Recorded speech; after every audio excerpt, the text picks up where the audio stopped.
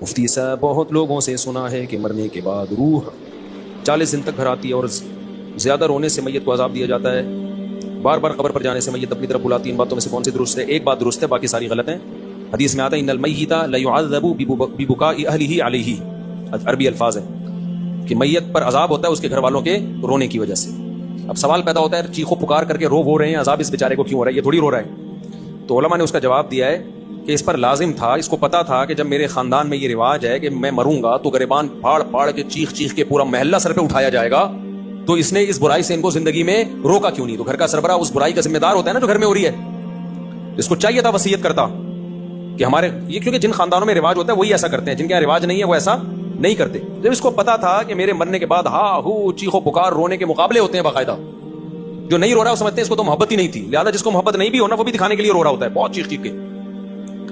تو صبر کا حکم ہے، رونے کی اجازت ہے، وہ تو محبت کا تقاضا ہے بھائی، لیکن ایسے چیخنا، عورتوں کی آوازیں گھروں سے چیخو پکار کی باہر جانا یہ بہت بڑا گناہ ہے، اس پہ اتنی شدید وعیدیں ہیں، اسلام میں جائز نہیں ہے۔ تو اس کو پتا تھا میرے خاندان میں یہ رواج ہے، تو تو نے وصیت کیوں نہیں کی؟ ان کو روکا کیوں نہیں کہ میرے مرنے کے بعد یہ حرکتیں نہیں ہوں گی؟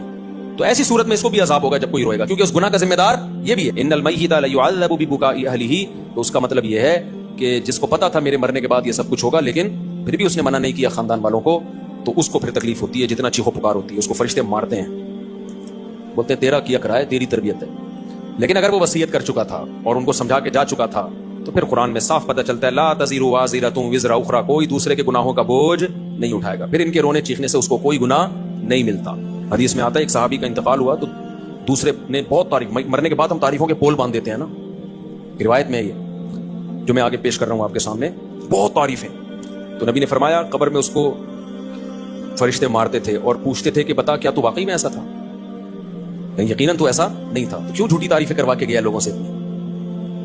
بعض لوگوں کی عادت ہوتی ہے نا کہ وہ اپنی جھوٹی تعریفیں کروا کے اپنے غلط امیج دنیا کے سامنے، جو اچھا امیج ہوتا ہے لیکن وہ جھوٹا ہوتا ہے، تو ایسا اس کا امیج بنایا ہوا تھا کہ یعنی جو بعض لوگ ایسا اپنا تصور لوگوں کے دماغوں میں بنا کے جاتے ہیں جیسے بہت نیک، تو ایسے میں اگر مرنے کے بعد آپ کی جھوٹی تعریفیں ہو رہی ہیں نا تو اس پہ بھی چترول لگتے ہیں کہ لوگ کہہ رہے ہیں یوں تھا تو تھا کیا تو ایسا ہے، پٹاخ ایک لگے گا بتا تو ایسا۔